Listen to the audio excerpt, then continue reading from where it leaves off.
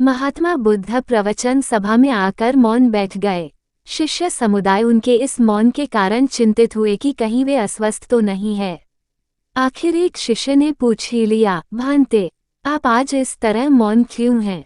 वे नहीं बोले तो दूसरे शिष्य ने फिर पूछा, गुरुदेव, आप स्वस्थ तो हैं? बुद्ध फिर भी मौन ही बैठे रहे। इतने में बाहर से एक व्यक्ति ने जोर से पूछा, आज आपने मुझे धर्मसभा में आने की अनुमति क्यों नहीं दी?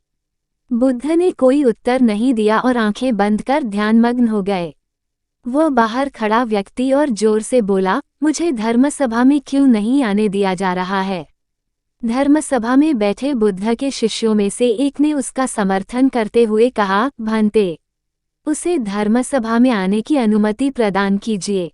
महात्मा बुद्ध ने आंखें खोली और बोले, नहीं, उसे अनुमति नहीं दी जा सकती है क्योंकि वह अछूत है। अछूत? मगर क्यों? सारे शिष्य सुनकर आश्चर्य में पड़ गए कि भांते ये छुआछूत कब से मानने लग गए।